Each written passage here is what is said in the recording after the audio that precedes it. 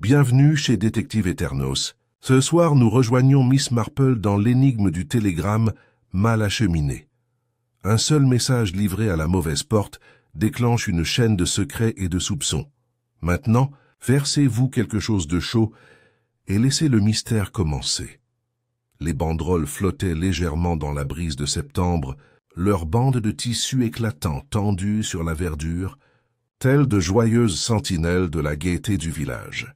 La fête annuelle du jardin de Chipping Cleghorn était toujours une source de fierté, le genre d'occasion où l'on pouvait gagner un pot de confiture de groseille, ou un couvre-théière au crochet, échanger des bribes de potin et, avec beaucoup de chance, apercevoir l'expression de Madame Price Ridley lorsqu'elle ne remportait pas le premier prix des dahlias. La fanfare s'installait sous les tilleuls, leurs instruments polis accrochant le soleil, et les enfants étaient déjà là, avec des drapeaux en papier et des pommes d'amour collantes. Tout semblait aller pour le mieux, idyllique même. C'est alors que le télégramme est arrivé. Les télégrammes étaient devenus plus rares ces dernières années, leurs enveloppes chargées ne suggérant souvent que des urgences ou des avis officiels. Celui-ci fut délivré par le jeune Freddy Sims, casquette de travers et vélo claquant contre le portillon. Les yeux du village le suivirent tandis qu'il traversait le green à vélo, sa sacoche tapant sur son flanc, et beaucoup chuchotèrent. Qui, à Chipping Cleghorn, pouvait bien recevoir des nouvelles aussi urgentes? L'enveloppe fut remise à Madame Emily Arkwright, une femme vive et plutôt redoutable qui présidait le comité de la fête avec un zèle confinant à la tyrannie. Elle l'ouvrit avec l'air de quelqu'un habitué aux futilités, mais ses joues se colorèrent rapidement. Le bout de papier trembla dans sa main avant qu'elle ne le range trop vite, comme si elle craignait qu'on ne le lui arrache. Quelques instants plus tard, elle s'était excusée de la table de tombola, marmonnant quelque chose à propos d'une affaire personnelle, et avait disparu derrière les rangées de baraques en toile. Naturellement, cela n'avait rien attisé la curiosité du village. Madame Bantry se pencha vers sa compagne avec l'assurance d'une femme qui savait que les secrets devaient être partagés immédiatement. Le colonel Easterbrook fronça les sourcils, soupçonnant une intrigue étrangère, tandis que la femme du vicaire murmurait qu'il s'agissait peut-être de nouvelles d'un parent perdu de vue depuis longtemps. Miss Marple, qu'assise un peu à l'écart, son tricot posé tranquillement sur ses genoux, observait le battement d'ailes. Elle avait déjà vu des télégrammes, bien sûr, et elle avait aussi vu le regard de quelqu'un lisant un message qui ne lui était pas destiné, ou du moins pas de cette manière. Le regard de Madame Arkwright trahissait non pas un simple choc, mais une lueur de calcul, celui de quelqu'un soudain investi d'un savoir à la fois indésirable et dangereusement utile. La fête continua, mais avec une énergie nerveuse qui traversait l'après-midi comme un point de suture dans une tapisserie. Les rires des enfants résonnèrent un peu plus fort, et l'orchestre tituba dans sa marche d'ouverture. Le thé fut servi avec plus de bavardage que d'habitude, chaque goutte semblant révéler une nouvelle théorie sur ce qui avait bien pu être écrit sur cette fine feuille de papier télégraphique. Et puis, juste au moment où le soleil baissait et que le tambour de la tombola tournait pour le tirage final, un cri traversa la place du village. Il provenait de derrière le chapiteau, un cri ténu et rauque qui glaça toute l'assemblée. Mademoiselle Hartnell laissa tomber son assiette de gâteaux aux graines, et le monocle du major Prodmore tomba de son œil. Un groupe de villageois se précipita vers la source. Là, à l'ombre d'un orme retombant, gisait Madame Emily Arkwright. Elle était parfaitement immobile, son chapeau de travers et son bras étendu dans l'herbe. Le télégramme, à moitié froissé, lui avait glissé des mains et reposait à côté d'elle comme un dernier mot accusateur. Pour la fête de Chipping Cleghorn, la gaieté était terminée. Une page plus sombre s'était tournée. Le silence qui suivit l'effondrement de Madame Arkwright ne fut rompu que par le froissement des jupes et le crissement précipité des pas dans l'herbe. Quelques villageois parmi les plus audacieux se pressèrent pour observer la silhouette affalée sous l'orme. D'autres restèrent en retrait, murmurant entre eux d'un ton anxieux. Ce fut Madame Bantry qui retrouva la première voix la première, s'exclamant avec horreur qu'il s'était passé quelque chose d'effroyable. Le colonel murmura qu'il fallait appeler le médecin, et moins d'une minute plus tard, un messager fut dépêché vers la Grand-Rue pour appeler le docteur Haydock. Pour le comité de la fête, ce fut le désastre ultime. Des banderoles flottaient sans qu'on les entende au-dessus des stands, et la tentative hésitante de la fanfare d'entonner un air joyeux se réduisit au silence. Le doux parfum des scones et de la confiture flottait dans l'air, aigri par la conscience que la gaieté de la journée avait tourné au drame. Les enfants furent rapidement chassés, leurs protestations étouffées par des mères anxieuses qui murmuraient des avertissements selon lesquels elles s'expliqueraient plus tard. Miss Marple, qui n'avait pas bougé de sa place, posa son tricot avec un calme délibéré. Ses yeux bleu pâle observaient le corps de Madame Arkwright, soulevé avec précaution par plusieurs hommes et transporté vers le presbytère, où il était jugé plus convenable d'attendre le médecin. Le télégramme resta un instant sur l'herbe, presque oublié, jusqu'à ce que Freddie Sims s'élance et le ramasse avec l'importance d'un garçon chargé de fonctions officielles. Il le présente au colonel Easterbrook, qui l'examina avec son air militaire habituel avant de le remettre au vicaire. Il était plié, si bien que personne ne pouvait encore voir ce qu'il contenait. À l'arrivée du docteur Haydock, l'excitation avait viré à la pure spéculation. Il s'agenouilla près de la silhouette immobile dans le salon du presbytère, vérifie son pouls et sa respiration, puis se redressa d'un hochement de tête grave. « Complètement disparu », dit-il brièvement. « Pas une attaque, je crois. Plus soudaine que ça. » Son regard se porta sur les tasses de thé et les assiettes de gâteaux à moitié terminées, encore imprégnées de l'atmosphère de fête. Du poison peut-être. Mais on verra bien. La nouvelle se répandit comme une traînée de poudre dans le village. Un poison.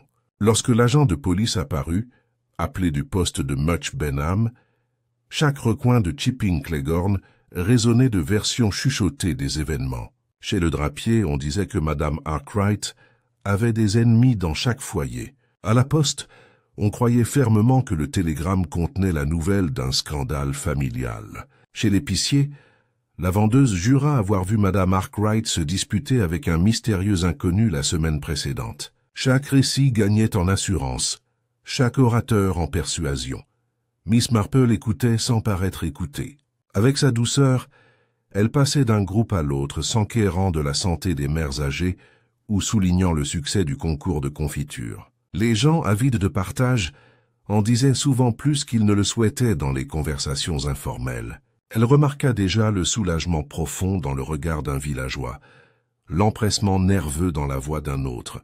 La mort, songea-t-elle doucement, en disait toujours autant sur les vivants que sur les morts. Le gendarme, un jeune homme déstabilisé par l'importance soudaine qui lui était conférée, tenta de faire des déclarations, mais fut rapidement noyé dans le flot de ragots. Il interpella le docteur Haydock, qui haussa simplement les épaules, et dit qu'il fallait attendre une enquête. Le télégramme, quant à lui, restait clos sur la cheminée du vicaire, tel un invité trop choquant pour être reconnu. Personne n'osait le lire à voix haute dans une telle assemblée publique. Le soir tomba, un vent froid apportant avec lui le sentiment inquiétant que quelque chose avait changé à Chipping Cleghorn.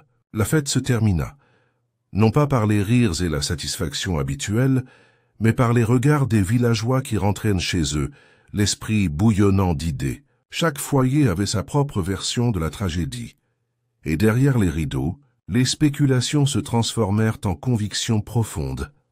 À l'auberge du Sanglier Bleu, M. Bartlett déclara haut et fort qu'il s'agissait manifestement d'un suicide, car que pouvait-on attendre d'autre d'une femme du tempérament de Madame Arkwright? À la grille du cimetière, Madame Price Ridley affirme avoir vu Madame Arkwright glisser une fiole dans son sac à main la semaine précédente. Et dans le calme du salon du presbytère, Miss Marple était assise, les mains jointes, offrant de servir du thé au constable, les yeux rivés non pas sur le corps, mais sur le télégramme froissé et la légère trace d'encre laissée par une main trop appuyée sur le papier. À la tombée de la nuit, une chose était sûre, le télégramme était destiné à quelqu'un. Madame Arkwright elle-même ou quelqu'un d'autre, Miss Marple ne pouvait encore le dire. Mais elle savait, forte de longues années d'observation, que le village n'aurait de cesse que le mystère de son message, et la mort si dramatique qui l'avait suivi ne soit élucidée. Le lendemain matin, une brume pâle s'accrochait au toit, adoucissant les contours de Chipping Cleghorn et étouffant le son des cloches de l'église qui sonnèrent l'aube. Pourtant, sous le calme de cette matinée de septembre, un profond malaise pesait.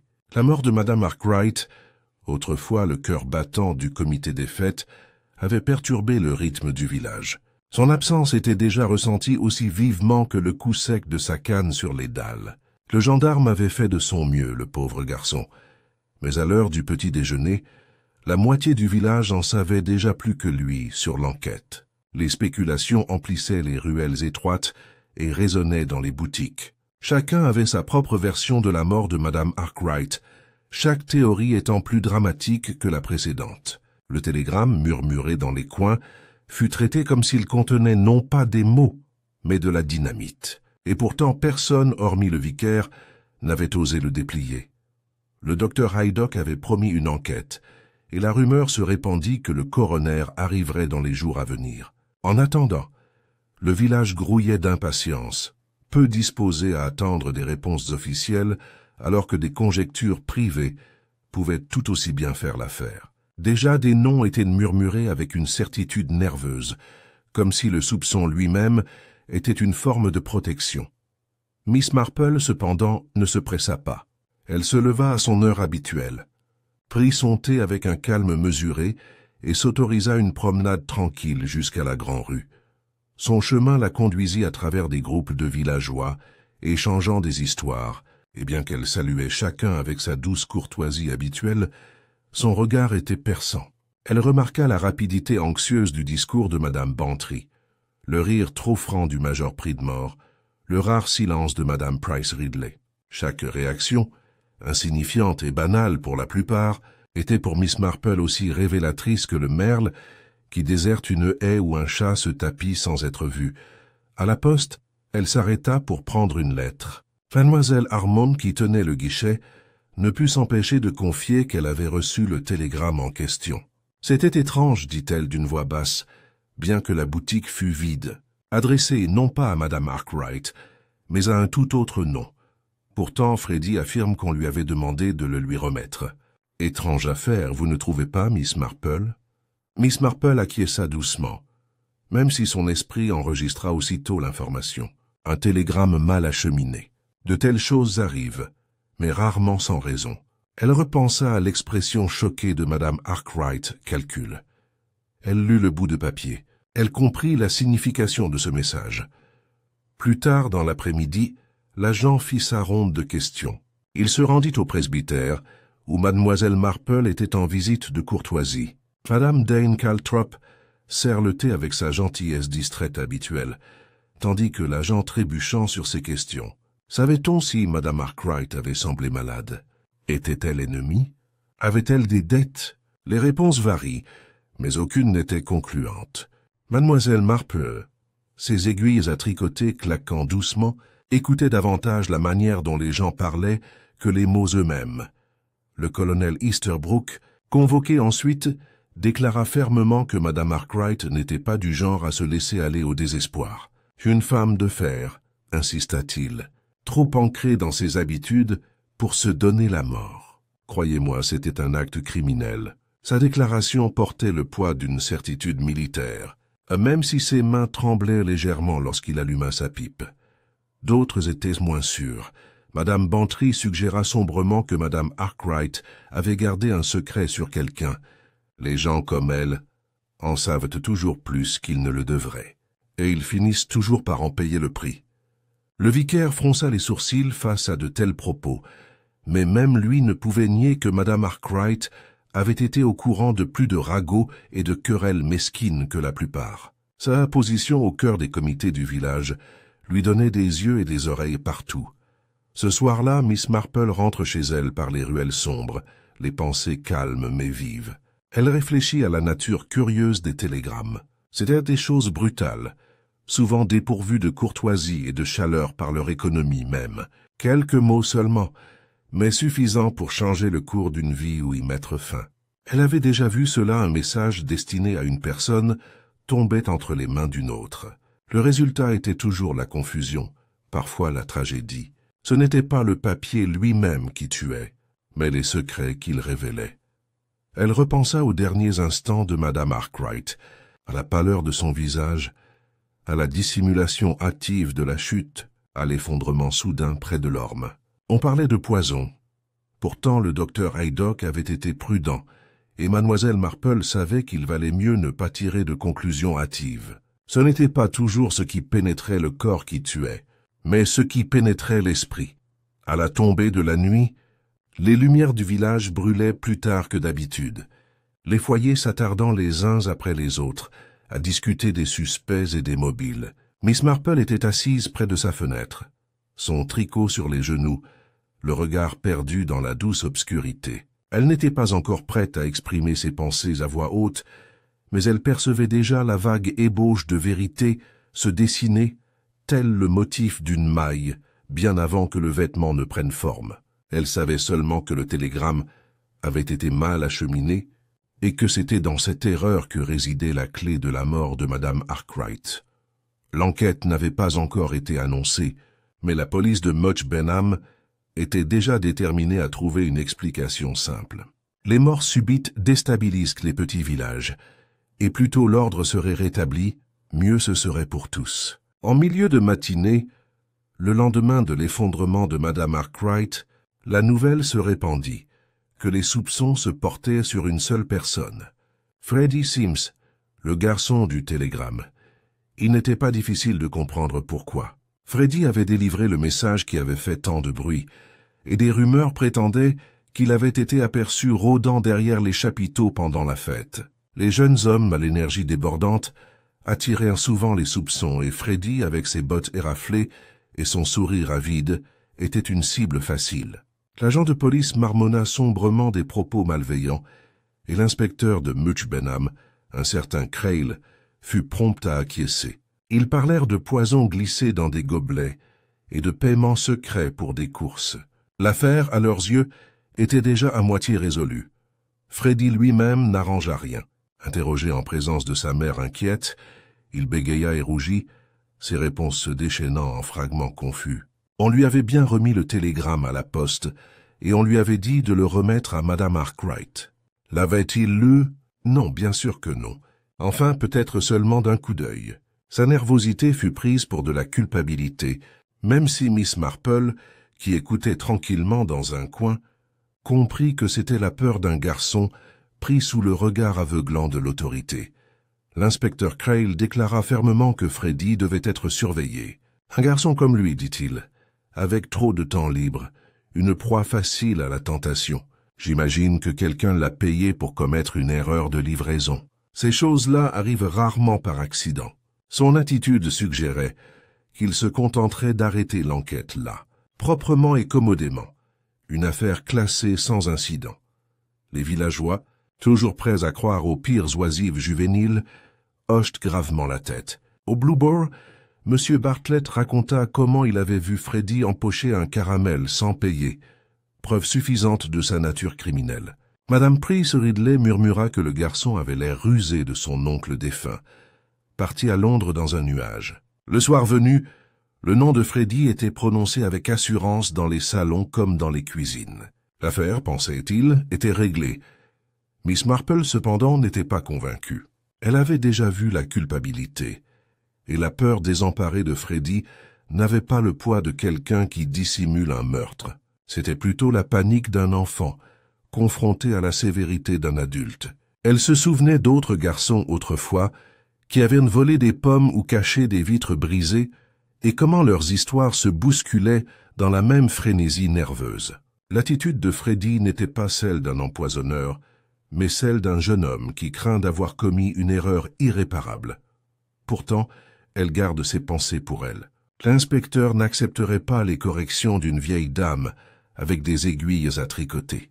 Au lieu de cela, elle observait tranquillement, classant les détails que d'autres oubliaient. Elle remarqua que Madame Bantry, d'habitude si prompte à spéculer, évitait tout simplement de parler du télégramme comme si le sujet lui était trop proche. Elle vit le colonel Easterbrook fronçait les sourcils plus profondément que d'habitude chaque fois que le nom de Freddy était mentionné, sans pour autant prendre la défense du garçon.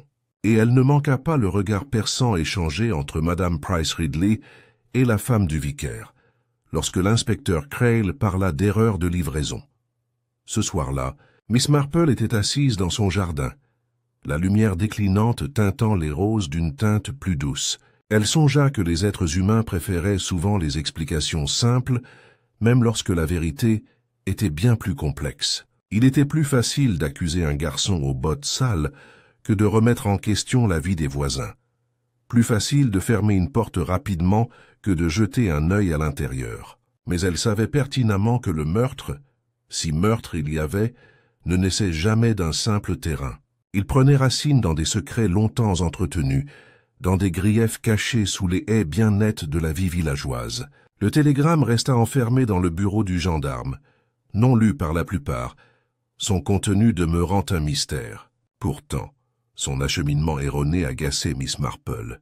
Qui était censé le recevoir? Qui avait veillé à ce qu'il parvienne entre les mains de Madame Arkwright? Et surtout, dont la vie était si étroitement liée à ce bout de papier qu'elle risquait d'être poussée à tuer. Freddy Sims pouvait être un suspect commode, mais la commodité était rarement la vérité. Miss Marple, avec sa tranquille assurance, résolut de continuer à observer, écouter et attendre, car elle connaissait trop bien le village de Chipping Cleghorn pour croire que l'affaire se réglerait si facilement. 2 jours après la mort de Madame Arkwright, le village avait pris un rythme étrange. En apparence, la vie continuait, la cloche de l'épicier sonnait comme d'habitude.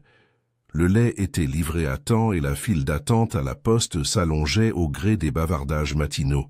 Pourtant, sous ces habitudes quotidiennes coulait un courant de malaise, comme si chaque sourire, chaque salutation cachait une question. Qui parmi eux avait de bonnes raisons de vouloir du mal à la redoutable Madame Arkwright? L'inspecteur Crail continuait de soupçonner Freddy Sims. Le garçon, désormais sous la surveillance de sa mère, boudait lamentablement, son vélo étant provisoirement confisqué. Pourtant, la police ne trouva aucune preuve, hormis un bégaiement nerveux et le fait qu'il ait été le messager. Cela cependant semblait suffisant pour beaucoup. Les gens aimaient que leur coupable soit identifié, et le malaise de Freddy les rassurait. Pendant ce temps, Miss Marple poursuivait sa tournée discrète de visite. Elle ne posait pas de questions directes, qui n'étaient pas dans ses habitudes. Au contraire, elle laissait les autres s'exprimer, et ce faisant, ils en révélaient plus qu'ils ne le souhaitaient. Chez Madame Bantry, elle admira les chrysanthèmes, ce qui rappela à Madame Bantry l'échange houleux qu'elle avait surpris entre Madame Arkwright et le colonel Easterbrook 1 semaine auparavant. Chez le drapier, Miss Marple remarqua la finesse de la couture d'un ourlet, ce qui poussa l'assistante à jaser sur la querelle de Madame Arkwright au sujet d'une facture impayée. Peu à peu, l'image se fit jour non pas d'un seul ennemi, mais de plusieurs, chaque grief étant insignifiant mais susceptible de s'envenimer. C'est au presbytère. Cependant, que Mademoiselle Marple remarqua quelque chose qui avait échappé aux autres. Elle avait été invitée à prendre le thé par Madame Dane Caltrop, dont l'hospitalité distraite était aussi généreuse que hasardeuse. La conversation s'orienta inévitablement vers le télégramme, et Madame Dane Caltrop, avec l'air insouciant de quelqu'un qui oublie le poids de ses paroles, mentionna que le bout de papier avait été laissé sur la cheminée après que le policier l'eut récupéré. « Juste un instant, vous comprenez ?» dit-elle vaguement. « Ce genre de choses s'égare. Je le ramassais pour le remettre dans son enveloppe, mais mon mari me dit qu'il valait mieux le laisser aux autorités. » Le regard de Miss Marple, doux et discret, s'était posé sur la cheminée. Elle remarqua une infime trace d'encre sur le marbre, comme si quelqu'un y avait posé un pouce humide. Plus curieux encore, elle remarqua que l'enveloppe posée là ne portait plus un seul pli, mais 2. Un détail mineur peut-être, mais qui attirait son attention. Les télégrammes, pliés par les employés avec une précision irréprochable, présentaient généralement un seul pli net. Celui-ci avait été plié à nouveau, grossièrement comme par une autre main. Elle ne dit rien, se contentant d'acquiescer au récit de Madame Dane Caltrop, mais son esprit repensa à cette observation. Quelqu'un, entre la livraison et la récupération, avait trafiqué ce télégramme. Non seulement il l'avait ouvert, mais il l'avait replié et maladroitement. Cette pensée persistait comme le fil conducteur d'un schéma encore à révéler. Plus tard, rentrant chez elle le long du chemin, Miss Marple laissa ses pensées se poser. Elle se souvient d'autres cas anciens, de lettres égarées, de notes interceptées, de messages altérés. Les êtres humains, songea-t-elle, avaient la curieuse habitude de dissimuler leurs actions avec trop de soin. Et ce faisant, ils se trahissaient. Un double pli là où il devrait y en avoir un, une tache là où les doigts appuyaient trop fort, un mot effacé à la hâte, tout cela en disait plus long que n'importe quel témoin. Ce soir-là, assise près de sa fenêtre, la lumière de la lampe éclairant son tricot, elle contempla une fois de plus le village, le colonel Easterbrook, avec son assurance militaire, Madame Bantry, avec son ouïe fine et sa langue encore plus acérée, Madame Price Ridley, toujours prompte à semer la suspicion, mais réticente à parler de ses propres faits et gestes, et la femme du vicaire, voltigeante et distraite, mais peut-être pas aussi inconsciente qu'elle le paraissait. Chacun avait frôlé Madame Arkwright d'une manière ou d'une autre, chacune avait peut-être craint le contenu d'un message mal adressé. L'indice des plis du télégramme pouvait paraître anodin, mais Miss Marple savait qu'il n'en était rien. La vie au village était faite de futilités, et c'est souvent en elle que se cachait la vérité. Les gens se révélaient non pas par de grands gestes, mais par de petites erreurs, un regard précipité, un rire nerveux, un pli inutile d'un télégramme. Pour d'autres, ces détails étaient invisibles. Pour Miss Marple, c'étaient des indicateurs. Le lendemain, l'enquête se poursuivait, et l'inspecteur porterait sans doute plainte contre Freddy. Mais Miss Marple, l'esprit aussi stable que ses aiguilles à tricoter, savait que la culpabilité du garçon était improbable. Les plis de ce télégramme racontaient une autre histoire. Et même si elle n'en voyait pas encore le dénouement, elle savait qu'elle tenait le fil conducteur qui pourrait tout démêler. Le troisième jour, l'atmosphère à Chipping Cleghorn avait changé, passant d'une simple curiosité à une atmosphère plus tendue, presque cassante. Les villageois se rassemblent encore par 2 ou 3 pour spéculer, mais leurs voix étaient des plus tranchantes. Chacun semblait plus conscient de ce que les autres pouvaient murmurer à son sujet, et le bavardage facile de la vie villageoise ordinaire avait cédé la place à des regards circonspects et à des silences soudains. La mort de Madame Arkwright avait bouleversé non seulement la routine du village, mais aussi l'équilibre de sa petite société complexe. À l'auberge du Sanglier Bleu, des disputes éclatèrent au cours du dîner. M. Bartlett insista bruyamment sur le fait que les Arkwright avaient toujours été une famille difficile, sujette aux querelles et aux dettes. La propriétaire de l'auberge rétorqua sèchement que Madame Arkwright avait été une cliente généreuse, payant promptement chaque commande. Le désaccord devint si vif que les clients partirent tôt, marmonnant que les esprits montaient vite.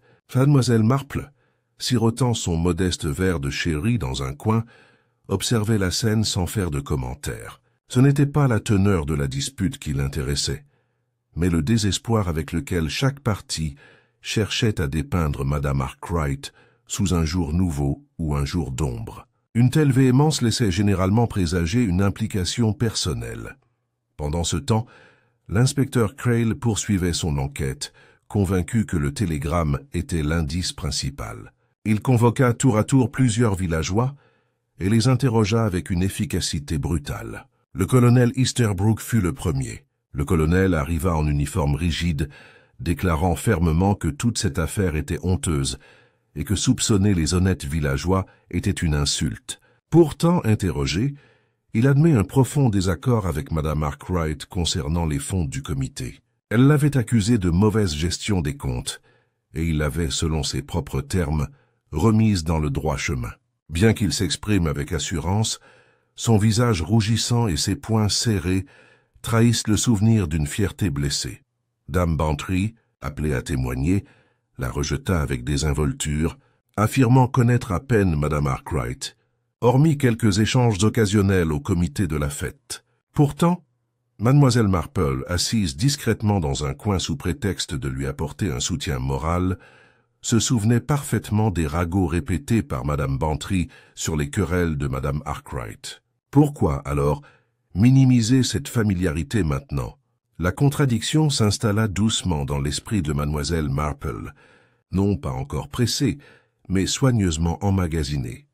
Plus tard dans l'après-midi, Miss Marple se retrouva assise à côté de madame Price Ridley, à la grille du cimetière. Cette femme redoutable, d'ordinaire acerbe, était d'une retenue inhabituelle. Elle parla de sa jeunesse à voix basse, se rappelant qu'autrefois, elle et madame Arkwright avaient toutes deux recherché l'attention du même gentleman. Ce n'était rien, bien sûr, insista-elle, même si sa bouche se serra en le disant. Tout cela appartient au passé, mais certains n'oublient jamais. Miss Marple murmura de la sympathie, mais cet aveu la hanta. Les vieilles jalousies avaient des racines profondes, souvent plus profondes qu'on ne voulait l'admettre. Les secrets, une fois évoqués, semblaient surgir de partout. Madame d'Anne Caltrop, troublée comme toujours, confia à mademoiselle Marple avoir aperçu madame Arkwright au bureau de poste peu avant sa mort, en train de se disputer à voix basse, mais avec véhémence avec une personne qu'elle ne parvenait pas à identifier. « J'ai d'abord cru qu'il s'agissait d'une facture quelconque, » dit-elle, le front plissé, mais son visage était blême de fureur.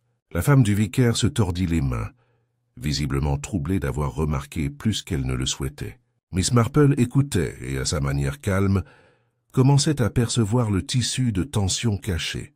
Le télégramme, mal acheminé ou non, avait agi comme une étincelle. Mais l'étincelle était là depuis longtemps, construite à partir de griffes et de secrets que les villageois préféraient ignorer.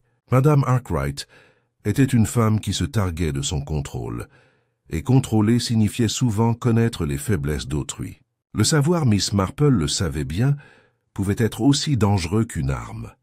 Ce soir-là, une petite réunion au presbytère prit une tournure inattendue. Le colonel Easterbrook, pris d'irritation, accusa directement Freddie Sims, déclarant la culpabilité du garçon évidente. La mère de Freddie, présente pour défendre son fils, répliqua avec une fougue inhabituelle, soulignant que les gentlemen respectables avaient autant à cacher que les garçons rebelles. Un silence lourd de sous-entendus s'abattit sur lui. Le colonel marmonna quelque chose à propos d'impertinence et sortit d'un pas raide, laissant derrière lui un air de malaise qui persista longtemps après son départ.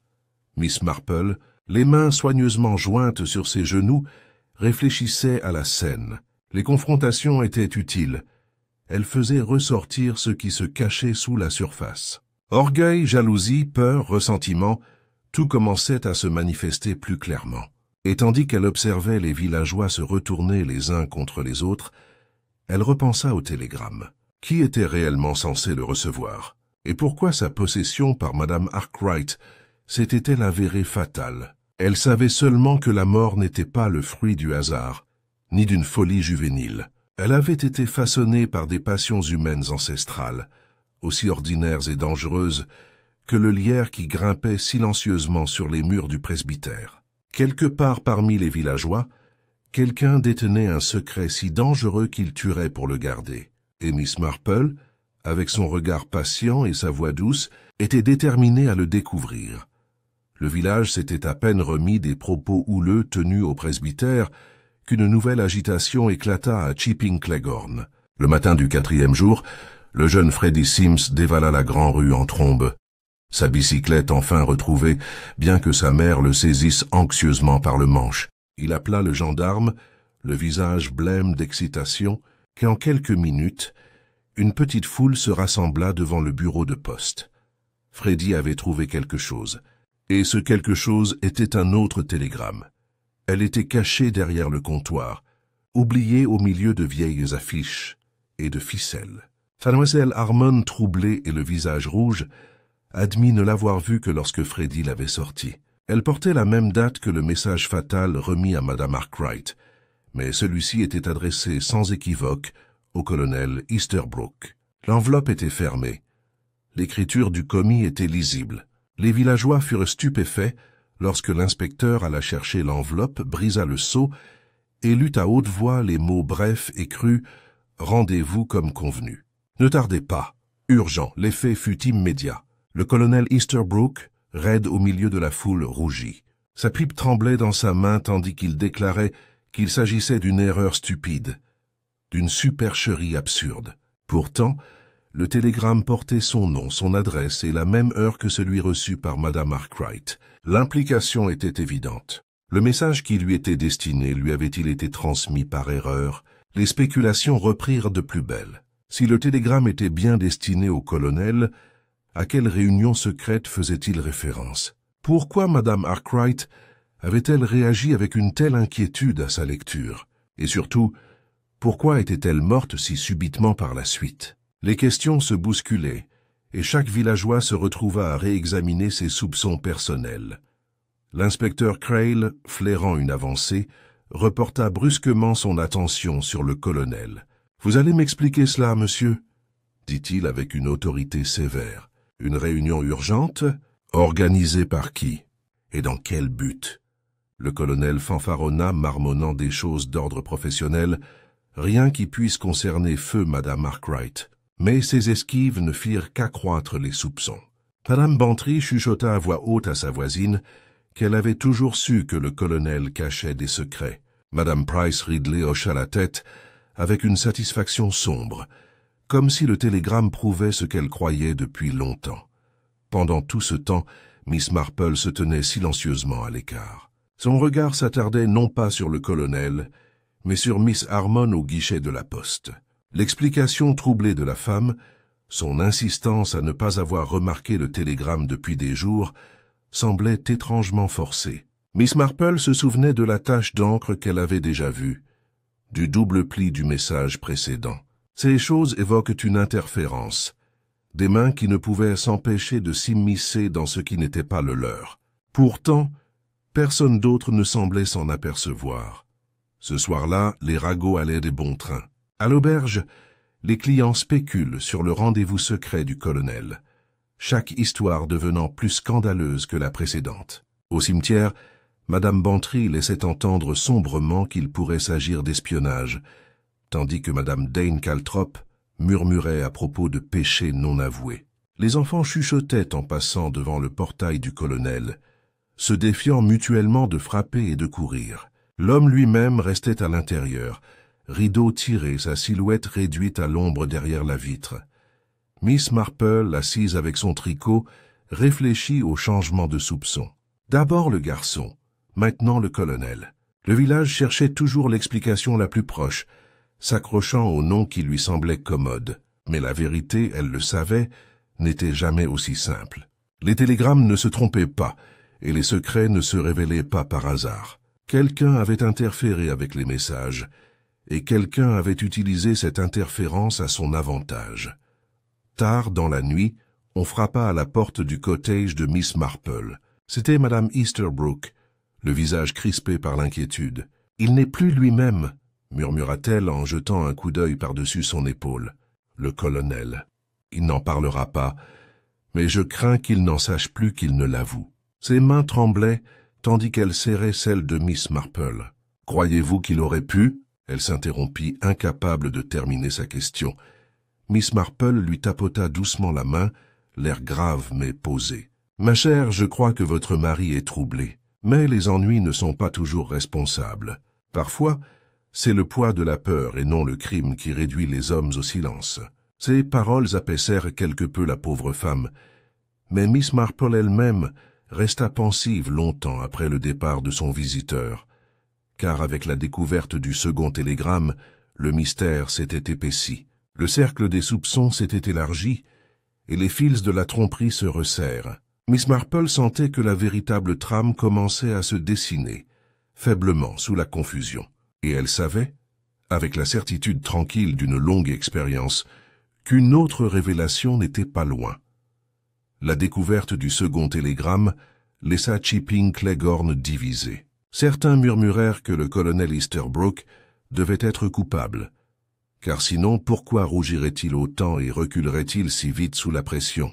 D'autres murmurèrent qu'il s'agissait d'un complot visant à salir son nom, le colonel étant un homme trop intègre pour s'abaisser à quoi que ce soit de sinistre. L'auberge et le cimetière bourdonnaient de contradictions, chaque théorie étant exprimée avec autant d'assurance qu'elle était infondée. Miss Marple observait ces fluctuations avec son calme habituel. Elle savait pertinemment avec quelle rapidité la suspicion pouvait changer de direction dans une petite communauté. Un jour, elle s'accrochait à un garçon aux bottes boueuses, le lendemain à un homme en uniforme. Pourtant, la vérité, songea-elle, ne vacillait pas si facilement. Elle était ferme, attendant tranquillement d'être perçue par ceux qui avaient la patience de la regarder. Déterminée à percer les mystères cachés, elle entreprit de sonder délicatement le village. Ce n'était pas un interrogatoire, car Miss Marple ne s'interrogeait jamais. Au contraire, elle écoutait, incitait doucement les gens à se calmer jusqu'à ce que leurs propres paroles les trahissent.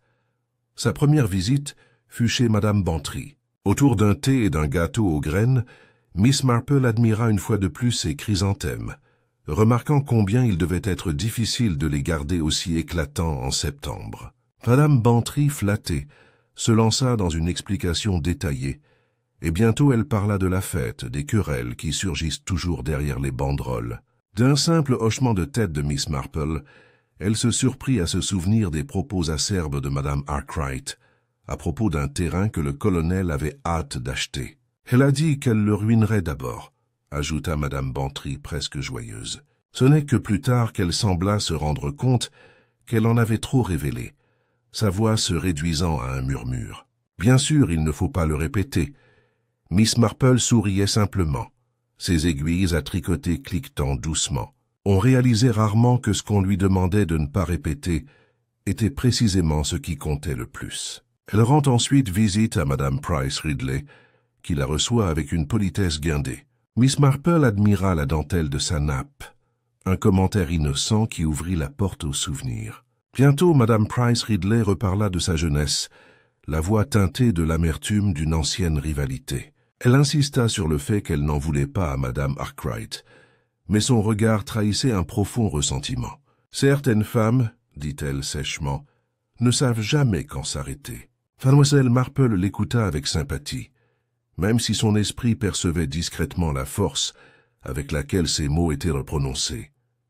Plus tard dans la journée, Miss Marple passa à la poste. Miss Harmon, encore troublée par la découverte du second télégramme, tenta d'insister sur le fait qu'elle n'avait commis aucune erreur. Mais lorsque Miss Marple fit gentiment remarquer avec quelle facilité des papiers pouvaient se glisser dans la mauvaise pile, Miss Harmon se mit sur la défensive, les joues rouges. « Ce n'était pas de ma faute, » protesta-t-elle trop vite. « Je n'avais rien à gagner à l'égarer. » Miss Marple murmura des mots rassurants, mais son regard s'attarda sur les mains tremblantes de la femme. Trop de déni suggérait souvent une conscience troublée par quelque chose de plus qu'un simple accident. À la tombée de la nuit, Miss Marple s'assit avec son tricot et passa en revue ses impressions. C'était comme examiner le dos d'une tapisserie, se croisant confusément, mais tous contribuant à la formation du motif de l'autre côté. Le faux pas de Madame Bantry, l'amertume de Madame Price Ridley, l'attitude défensive de Mademoiselle Harmon, tout cela était des pièces du puzzle. Et au centre se trouvait Madame Arkwright, dont la connaissance des affaires d'autrui avait été à la fois son arme et sa perte. Ce soir-là, Miss Marple passa lentement devant la maison du colonel. Ses fenêtres étaient closes, sa silhouette à peine visible derrière les rideaux. Un homme fier, certes, mais aussi chargé de secrets. Elle se souvenait de la visite inquiète de sa femme, du tremblement dans sa voix. La peur pouvait pousser les hommes à des actes irréfléchis, mais la peur pouvait aussi toucher ceux qui en savaient trop. Le village était silencieux sous la pâle lueur de la lune, mais sous ce silence, Miss Marple sentait l'agitation de vérités cachées. Elle sentait qu'elle se rapprochait, que la vague silhouette qu'elle avait entrevue prenait forme. Un pas de plus, une autre petite révélation, et le schéma complet émergeait. Pour l'instant, elle restait sereine en apparence, telle une vieille dame douce tricotant. Mais intérieurement, elle observait, soupesait et préparait. Le temps viendra bientôt où la vérité ne pourrait plus rester cachée. Et alors, elle serait prête à rassembler les fils avec une tranquille certitude. La découverte du second télégramme avait réveillé le village comme une ruche secouée. Désormais, toutes les théories chuchotées tournaient autour du colonel Easterbrook et de sa prétendue rencontre secrète. Pourtant, Miss Marple sagement assise dans son cottage avec son tricot, sentait la vérité filer par une autre fente. La suspicion, elle le savait, se posait souvent là où elle convenait le mieux. Mais elle connaissait aussi la nature humaine, et elle suivait rarement le chemin de la facilité. Elle décida qu'il était temps de tester ses impressions, pas avec des accusations qui ne lui appartenaient pas, mais avec de discrètes incitations, de petits commentaires destinés à déstabiliser les coupables tout en passant inaperçus aux yeux des innocents. L'astuce consistait à ne jamais donner l'impression qu'elle fouillait. Les gens se révélaient mieux lorsqu'ils croyaient que personne ne les regardait. Sa première visite fut une visite nonchalante chez le colonel. Madame Easterbrook l'accueillit avec un soulagement évident et la conduisit dans le salon où le colonel était assis, raide, pipe à la main. Miss Marple complimenta la propreté militaire de la pièce, puis fit remarquer presque distraitement que les télégrammes étaient des choses curieuses. « Si bref, dit-elle doucement. Ses aiguilles cliquettent. Quelques mots seulement. Et pourtant, ils peuvent avoir un tel poids. Je me souviens d'un jeune homme un jour complètement défait, parce qu'un message destiné à quelqu'un d'autre était tombé entre de mauvaises mains. Tragique, vraiment. Elle ne leva pas les yeux en parlant, mais elle vit la main du colonel trembler, tandis qu'il remplissait sa pipe. Sa femme changea rapidement de sujet, mais Miss Marple gardait sa réaction pour elle. Elle rend ensuite visite à Madame Bantry, sous prétexte d'admirer une fois de plus ses chrysanthèmes. Après quelques remarques polies, Mademoiselle Marple laissa échapper une remarque anodine. Étrange, n'est-ce pas? Comme une petite querelle peut vite s'envenimer. Un mot déplacé en comité, et soudain les gens imaginent le pire. Bien sûr, seuls ceux qui n'ont rien à cacher peuvent se permettre d'en rire. Madame Bantry esquissa un sourire cassant et s'occupa du plateau de thé, mais ses joues rouges en disaient plus long que ses paroles. Au bureau de poste, Miss Marple s'appuya légèrement sur son parapluie, tandis qu'elle parlait à Miss Harmon. « Vous devez avoir tant de responsabilités à gérer lettres et télégrammes, » dit-elle gentiment. « C'est si facile de se retrouver dans la mauvaise pile. Et bien sûr, n'importe qui pourrait profiter d'une telle erreur, n'est-ce pas? J'ose dire qu'une personne déterminée pourrait même s'assurer que cela se produise. » Miss Harmon lâcha la ficelle qu'elle était en train de nouer et se pencha vivement pour la récupérer, les mains tremblantes. « Je n'y suis pour rien, » murmura-t-elle sans qu'on lui demande. Miss Marple hocha simplement la tête, comme si elle n'avait pas remarqué cette soudaine explosion. Les villageois pensaient que ces visites n'étaient rien de plus que les rondes ordinaires d'une vieille dame bienveillante. Pourtant, le soir venu, Miss Marple avait recueilli plus qu'elle n'avait donné. Le tremblement coupable du colonel, la rougeur de Madame Bantry, le déni de Miss Harmon sont autant de pièces d'un puzzle plus vaste. Pourtant, le tableau était incomplet. Il lui fallait quelque chose de plus précis, un ultime test pour mettre la main coupable au grand jour. Ce soir-là, elle était assise près du feu, le tricot sur ses genoux, oublié. Elle se souvenait de la légère tache d'encre sur le télégramme, du deuxième pli du moment de sa découverte. Elle songea aussi que la dernière expression de Madame Arkwright n'était pas seulement de la peur, mais de la reconnaissance. Quelqu'un dans cette foule de fêtards lui avait été révélé par le contenu du télégramme, et cette révélation lui avait coûté la vie. Mais qui? Le colonel avec ses secrets? Madame Bantry, avec sa langue acérée et son ressentiment caché? Mademoiselle Harmon, avec son attitude anxieuse et défensive? Ou un autre, quelqu'un qui n'était pas encore totalement soupçonné? Miss Marple résolut d'agir. Elle organiserait une petite réunion, rien de formel, simplement un thé au presbytère où les villageois pourraient discuter librement. Et au cours de ce thé, elle lâchait une remarque, innocente en apparence mais chargée de sens. Ce serait une remarque sur le télégramme, sur son véritable destinataire, et sur la façon dont ces mots avaient été perçus par plus d'un regard. Elle les observerait, aussi attentivement qu'elle avait jamais observé un moineau à sa mangeoire, à la recherche d'une lueur de culpabilité trop soudaine pour être dissimulée. Car, dans la nature humaine, elle l'avait appris depuis longtemps. Ce ne sont pas les mots, mais les réactions qui disent la vérité. Et dans cette vérité, l'ombre du meurtrier finit par apparaître à la lumière. Le salon du presbytère résonnait du doux murmure des voix, du tintement des tasses de thé et du léger arôme des scones mal cuits de Madame Dane Caltrop. En apparence, c'était un thé de village tout à fait ordinaire, arrangé avec la spontanéité d'un bon voisinage. Pourtant, sous ces bavardages joyeux, une tension sourde s'installe, tel le léger bruissement d'une brise avant l'orage. Chacun savait pourquoi il était là, même si personne ne le disait à voix haute. La mort de Madame Arkwright planait sur l'assemblée aussi profondément que le portrait du défunt vicaire qui se dressait solennellement sur la cheminée. Miss Marple était assise près du feu, son tricot reposant tranquillement sur ses genoux. Son attitude était toujours aussi modeste, sa voix douce, ses questions légères. Mais rien ne manquait à son regard. Elle avait organisé cette réunion avec une réflexion sereine, sachant que dans l'intimité d'un thé partagé, les mots glissaient, les nerfs s'échauffaient et la culpabilité se trahissait jusqu'aux plus infimes détails. Le colonel Easterbrook était là, le dos raide et sombre, sa femme voltant anxieusement à ses côtés. Madame Bantry arrive dans un élan de joie un peu trop fort, tandis que Madame Price Ridley s'assit, l'air prête à juger les autres personnes présentes. Mademoiselle Marmont, extirpée du bureau de poste par des consolations, s'agitait sans cesse avec son mouchoir. Même le jeune Freddy Sims était présent, maladroit et sur la défensive, sa mère le protégeant. L'inspecteur, lui aussi, les avait rejoints, quoique légèrement irrité, comme si les thés de village étaient indignes d'une enquête officielle. La conversation commença par les sujets de conversation les plus sûrs, les jardins, la météo, le succès de la fête malgré sa fin malheureuse. Mais inévitablement, la conversation revient à Madame Arkwright. Chaque villageois apporta un commentaire, certains compatissants, d'autres acerbes. Madame Bantry remarqua son efficacité.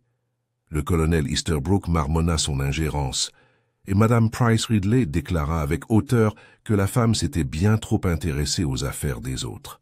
Mademoiselle Marple hocha doucement la tête, le regard serein, comme si elle écoutait par simple politesse. Puis, d'un ton léger, elle laisse tomber son premier film. « C'est étrange, dit-elle.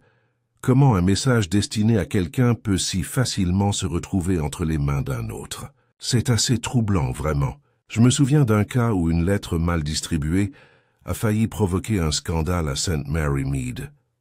Heureusement, l'affaire a été résolue, mais seulement après bien des embarras. La salle se tut un peu. Le colonel Easterbrook s'agita, mal à l'aise, sur sa chaise.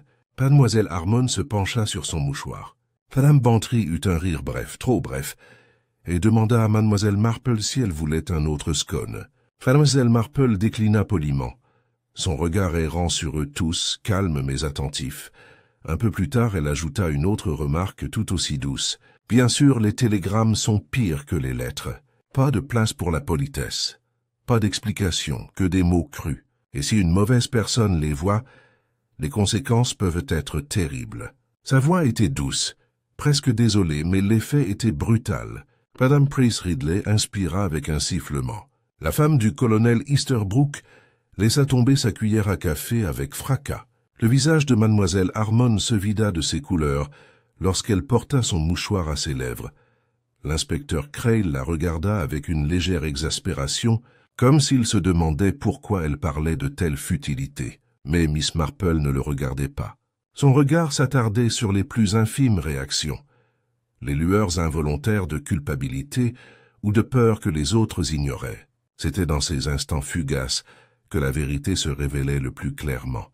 Freddy, le pauvre garçon, semblait confus, se dandinant d'un pied sur l'autre. Il marmonna quelque chose comme quoi il ne comprenait pas la raison de toute cette agitation, ce qui lui valut un regard sévère.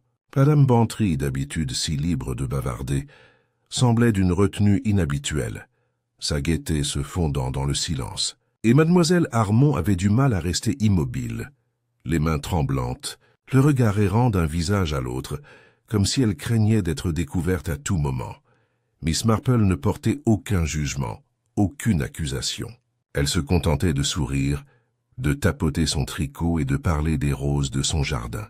Pourtant, dans son esprit, les pièces du puzzle se mettaient en place.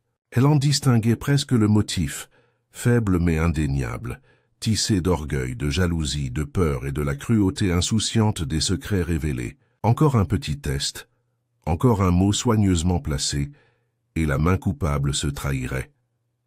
Alors que le thé touchait à sa fin, Miss Marple se leva avec une dignité douce. Elle remercia Madame Dane Caltrop pour son hospitalité et souhaita une bonne soirée aux autres. Mais en revenant dans le chemin vers son cottage, son expression devint pensive. Le piège qu'elle avait tendu se resserrait, et elle pressentait que la prochaine étape révélerait la vérité. Bientôt, très bientôt, l'énigme du télégramme mal acheminé trouvera sa réponse. Le lendemain matin, un étrange silence régnait au village. Les rumeurs semblaient étouffées, comme si chacun pressentait que le temps des spéculations touchait à sa fin. La nouvelle s'était rapidement répandue, que l'inspecteur Creel avait l'intention de convoquer plusieurs villageois au presbytère pour une dernière discussion.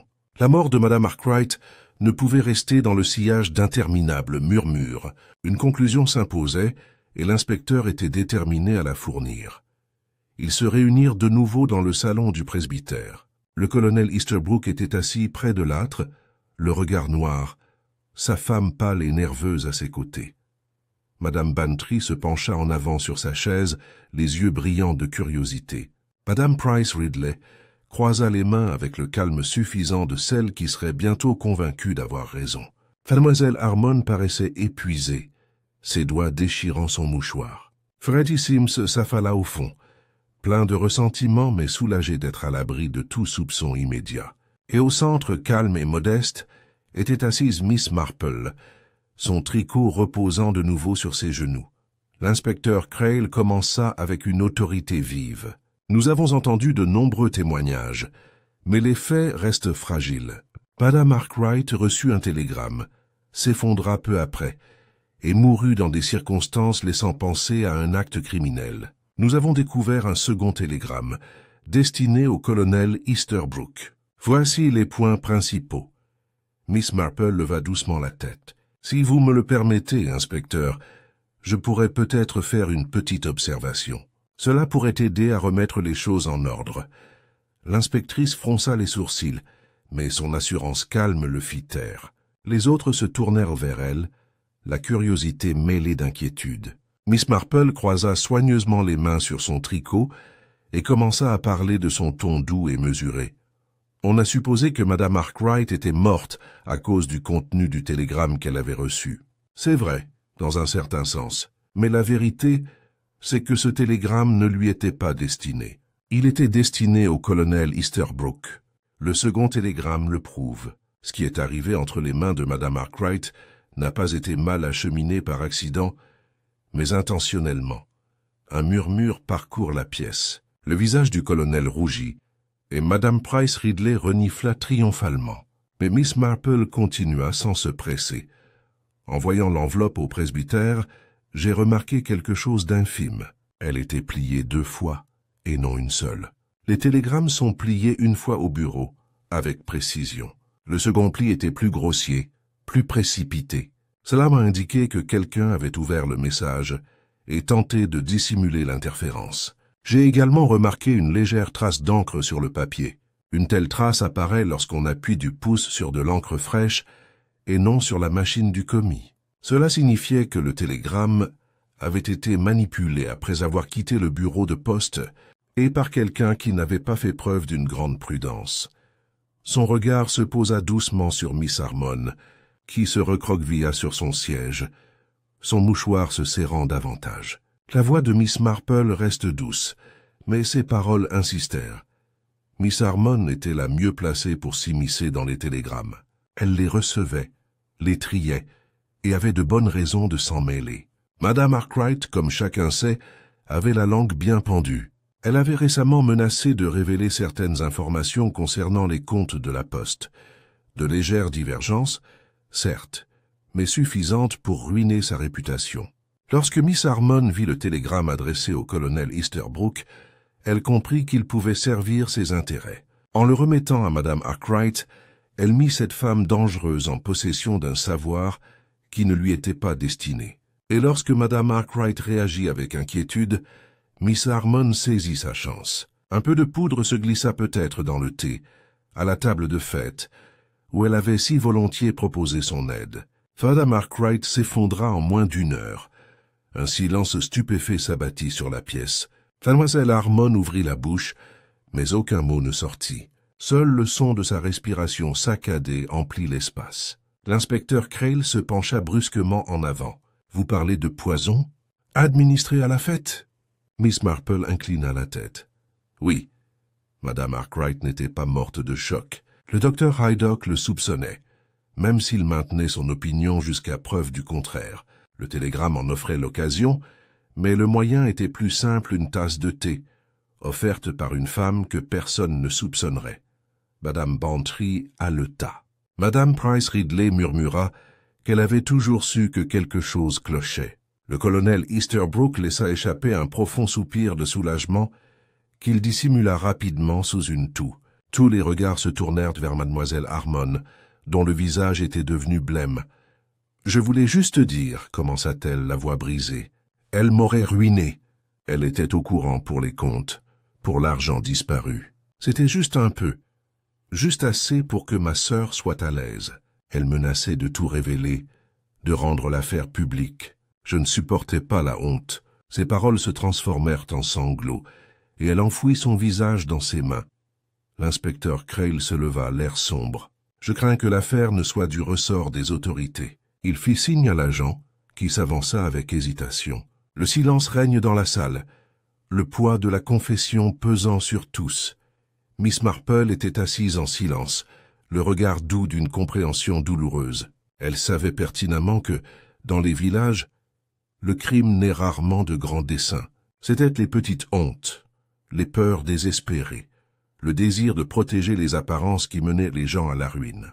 Miss Harmon n'était pas une criminelle endurcie, seulement une femme poussée au-delà de ses forces par la langue acérée d'une autre. Pourtant, le résultat était le même, une vie perdue, une autre détruite. Tandis que l'agent emmenait mademoiselle Harmon, madame Bantry murmura « Comment avez-vous vu cela, Jane ?» Miss Marple sourit faiblement, le regard fixé sur le tricot posé sur ses genoux. « Ce sont toujours des petits détails, ma chère. Un pli là où il devrait y en avoir un, une tache là où il ne devrait pas y en avoir. Il suffit de les remarquer. » Le rassemblement se dispersa lentement, les villageois secoués mais apaisés. Le mystère du télégramme mal acheminé était enfin élucidé, même si son ombre planait encore sur Chipping Cleghorn pendant un certain temps. Dans les jours qui suivent les aveux de mademoiselle Harmon, Chipping Cleghorn reprit, du moins en apparence, sa routine habituelle. Les charrettes à lait sillonnaient toujours les ruelles. Les enfants se hâtaient toujours vers l'école, leurs cartables heurtant leurs flancs, et les cloches de l'église marquaient toujours les heures, avec une régularité patiente. Pourtant, sous la surface, le village avait changé. L'ombre de la mort de madame Arkwright persistait comme une tache légère sur un chiffon bien lavé, à peine visible, mais jamais complètement effacé. À la poste, une nouvelle employée avait été recrutée par Much Benham, une jeune femme vive, à l'écriture soignée et sans histoire de commérage.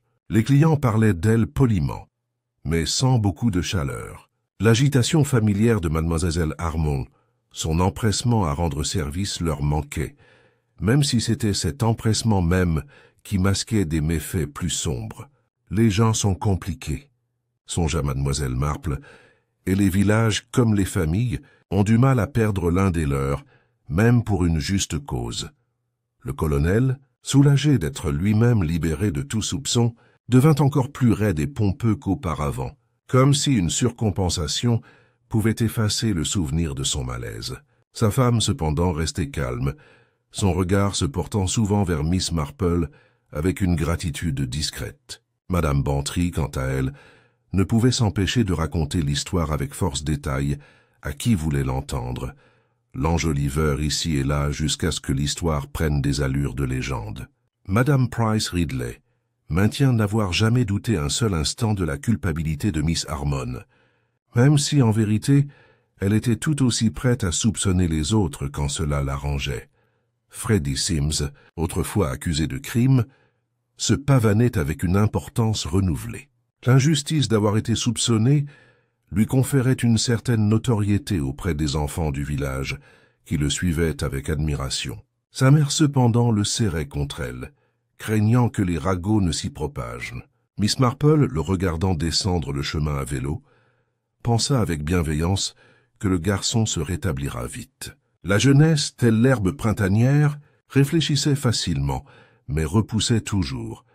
Le docteur Haydock confirma discrètement que les traces trouvées dans la tasse de thé de Madame Arkwright corroborent la conclusion de Miss Marple. « Regard perçant, Jane, » dit-il avec respect. « Nous, médecins, nous nous appuyons sur la science.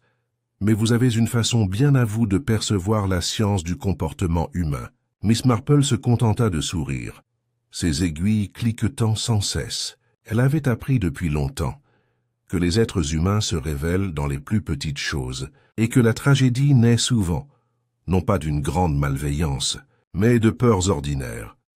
Le village trouva bientôt de nouveaux sujets de discussion. Une rumeur se répandit selon laquelle l'évêque lui-même pourrait assister à la messe des vendanges. Un veau-né avec des taches inhabituelles occupa les conversations à la laiterie. Les petits drames de la vie remplacèrent peu à peu les grands. Même si le souvenir des télégrammes et de la mort survenue lors de la fête vacillait encore dans les conversations, rappelant à quel point la gaieté pouvait vite se transformer en chagrin. Pour Miss Marple, l'affaire était rangée comme un patron de tricot achevé, dont le dessin était révélé. Les leçons retenues pour un autre jour. Elle réfléchissait, comme souvent, à l'étrange dualité des êtres humains, si doux en apparence et pourtant si impitoyables, sous la pression de la honte, de l'orgueil ou de la peur. Miss Harmon n'était pas méchante au fond, cherchant seulement à se protéger, et Madame Arkwright, malgré toute sa vigueur, n'avait pas réalisé à quel point des mots tranchants pouvaient blesser une personne fragile. En fin de compte, ce n'était pas la malveillance, mais le désespoir qui tuait. Un soir, alors que le soleil d'automne disparaissait derrière les haies, Miss Marple était assise près de sa fenêtre, son tricot sur les genoux, tandis que le parfum des roses flottait du jardin. Elle repensa à la fête, aux banderoles flottant au vent, au rire des enfants avant que les cris ne brisent tout. Telle était la vie au village, songea-t-elle. La joie et la tristesse étroitement liées, jamais totalement séparables. Elle sirota son thé, l'air serein. Quelque part au-delà de St. Mary Mead, une autre énigme se profilait, un autre petit détail oublié par les autres, attendant d'être remarqué. Mais pour l'instant, elle était satisfaite. Chipping Cleghorn avait retrouvé son calme, l'équilibre retrouvé, même si chacun savait que tout ne serait plus jamais comme avant. Le télégramme avait été mal acheminé, mais la vérité avait trouvé son chemin. Une vérité si souvent masquée par le regard d'une douce vieille dame dotée d'un don infaillible pour discerner les schémas de la nature humaine.